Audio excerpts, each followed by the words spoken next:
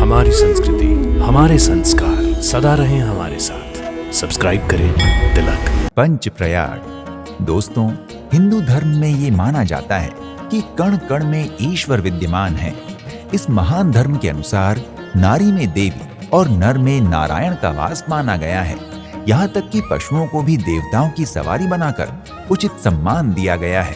हिंदू धर्म की मान्यताओं के फलस्वरूप हम नदियों को भी देवी मानते हैं। इसी कारण भारत में 2 या अधिक नदियों के संगम को देवियों का संगम माना जाता है। इन संगम स्थलों को बहुत ही पवित्र माना जाता है और यहाँ मुंडन, श्राद्ध कर्म, यज्ञ अनुष्ठान जैसे अनेक धार्मिक संस्कार संपन्न किए जाते हैं। प्रयाग में गंगा, यमुना और सरस्वती के संगम को सबसे पवित्र स्थल माना गया है। उत्तराखंड के गढ़वाल हिमालय क्षेत्र के 5 संगमों को धार्मिक दृष्टि से अति महत्वपूर्ण माना गया है। उत्तराखंड के इन 5 संगमों को पंचप्रयाग कहा जाता है। भारत की प्रमुख नदियों के इन 5 संगमों के नाम हैं देवप्रयाग, रुद्रप्रयाग, कर्णप्रयाग, नंदप्रयाग और विष्णुप्रयाग। आज हमारे इस कार्यक्रम दर्शन के माध्यम से हम आपको इन्हीं 5 प्रयागों में से 2 प्रयागों कर्णप्रयाग और नंदप्रयाग के दर्शन करवाएंगे। तो चलिए चलते हैं कर्णप्रयाग और नंदप्रयाग की यात्रा पर।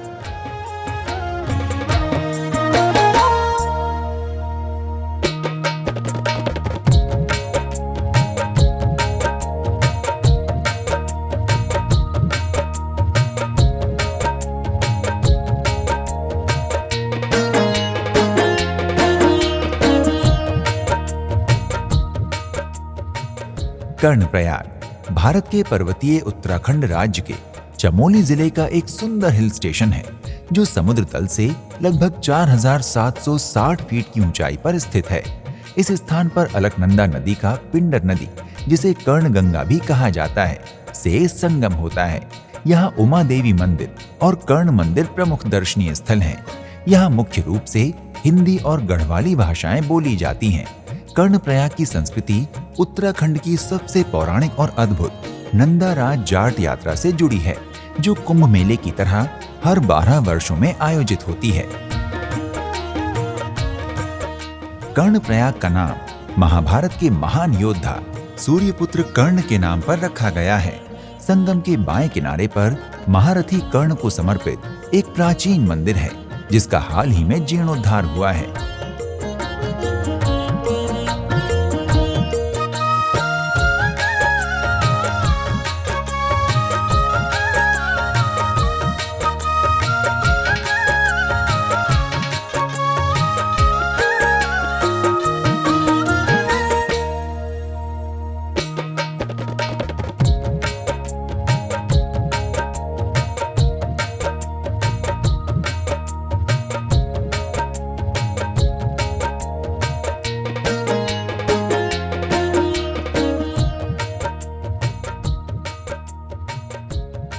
मान्यता है कि कुरुक्षेत्र के महाभारत युद्ध के बाद भगवान कृष्ण ने कर्ण का अंतिम संस्कार अपनी हथेली पर इसी कर्णशिला को आधार बनाकर किया था।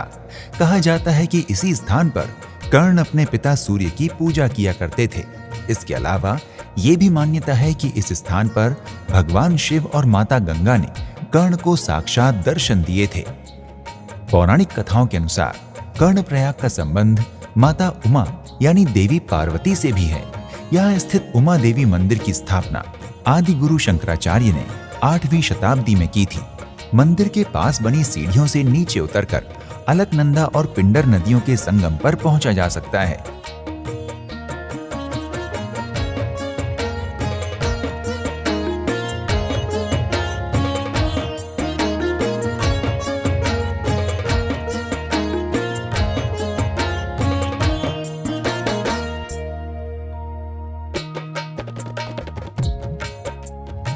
संगम स्थल पर एक शिव मंदिर भी है, जहां भक्त रक्षा सूत्र बांधकर अपनी मनोकामनाएं पूरी होने की प्रार्थना करते हैं।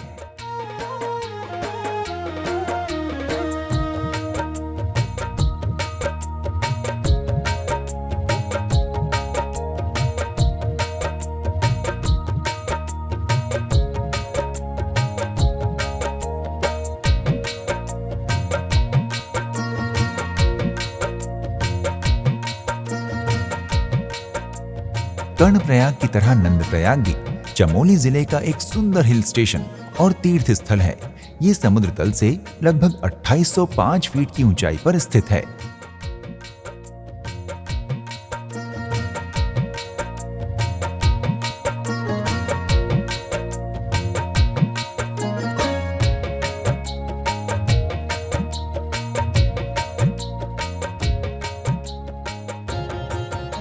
इस स्थान पर अलकनंदा और नंदाकिनी यानी मंदाकिनी नदियों का संगम होता है।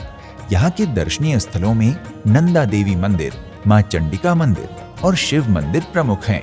स्कंद पुराण में इसे कण्वाश्रम कहा गया है, लेकिन नंद बाबा के तप के कारण इसे नंदप्रयाग कहा जाने लगा।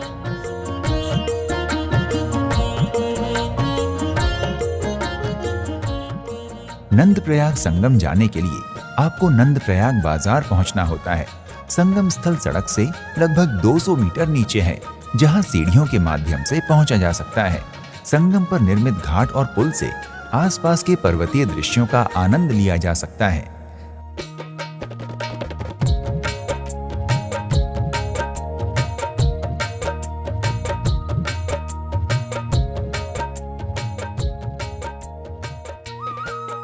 मां चंडिका मंदिर की स्थापना से संबंधित एक कथा प्रचलित है।